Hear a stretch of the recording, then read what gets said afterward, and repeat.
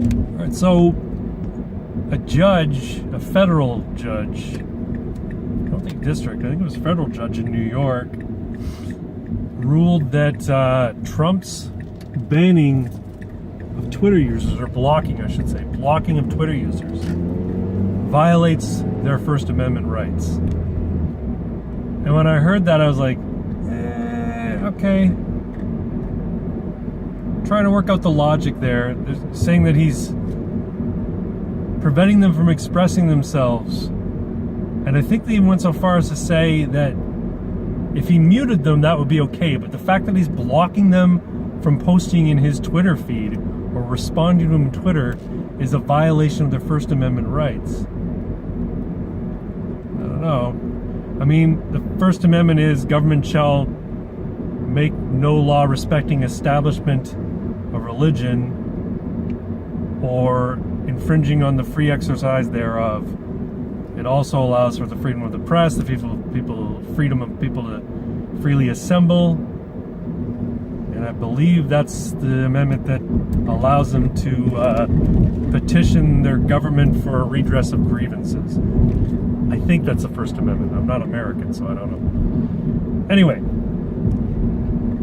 Trump blocking certain users from commenting on his Twitter feed, though, is not the government infringing on their right to express themselves. Right? They're not being... I don't know. I mean, here's the thing. Trump tweets out at Real Donald Trump. He doesn't tweet out from at POTUS.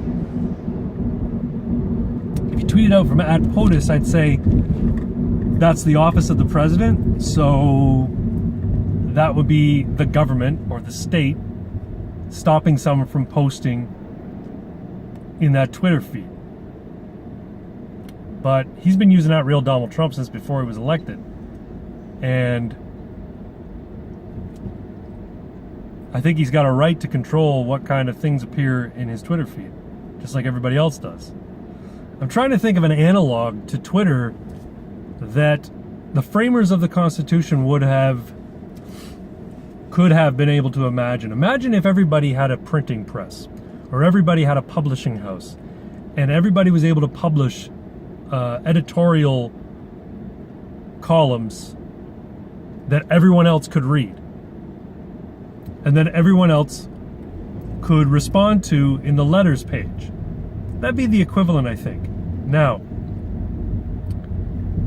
does the First Amendment provide that somebody who sends a letter in to the editor to respond or comment to an editorial column, which is essentially what a Twitter feed is, does the First Amendment, force that publisher, that editorial of the editorial column, does it force them to print every letter that comes into them? Because that's essentially the old-timey analog to Twitter, right? That's as close as I can approximate. And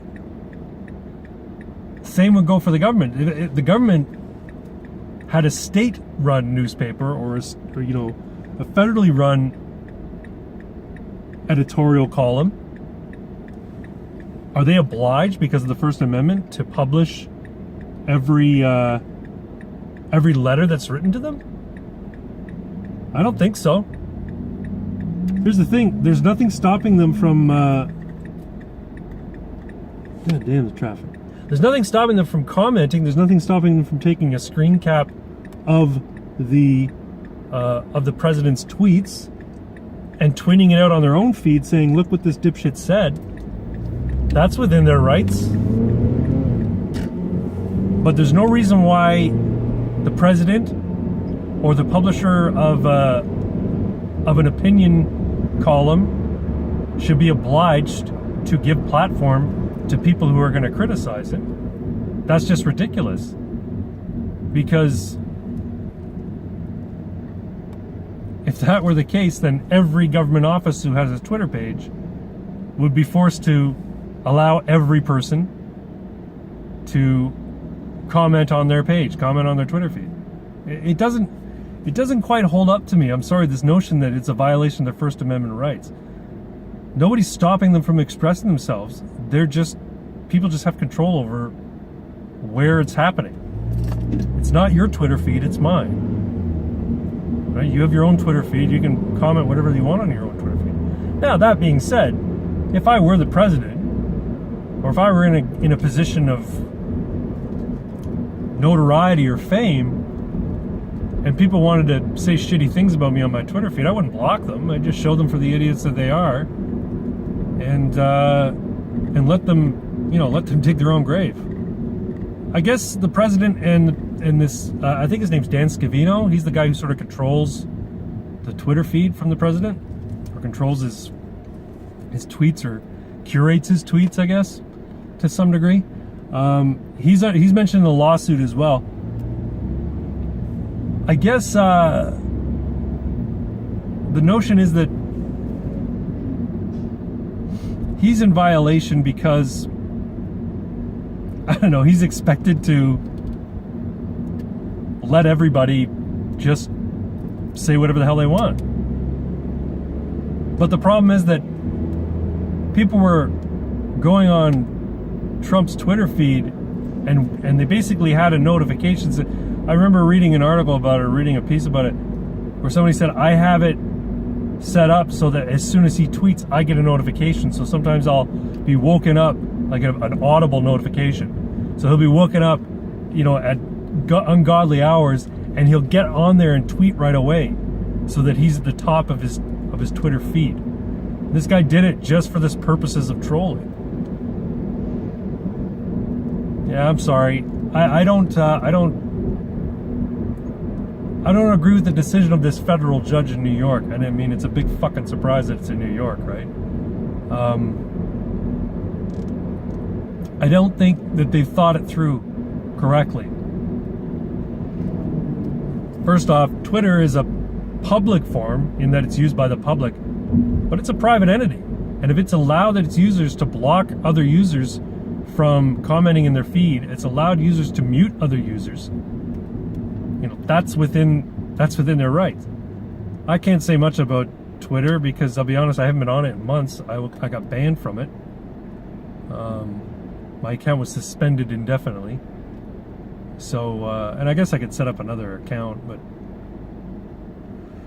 I don't really want to. I kind of miss reading people's tweets, though. It's probably for the best that I'm not on it. But yeah, the judge, I don't think she knows, or he knows. I think it's a she. I don't know. I don't think they know their ass from a hole in the ground when it comes to the role of the government when it comes to the First Amendment.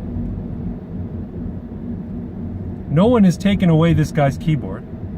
No one is stopping him from posting on Twitter at all. That would be a government infringement on his rights. Not allowing him to use the government or the president's platform to spew his ideas is not a violation of his First Amendment rights. So, that's just my thought on the matter. Let me know what you think. Maybe I'm full of shit. Maybe I haven't thought it clearly enough. I only just read the article. So, I'd like to know what you think regarding this. Is the president in violation of the First Amendment by blocking certain Twitter users? Or is he within his rights, even though he sits in the highest office in the land?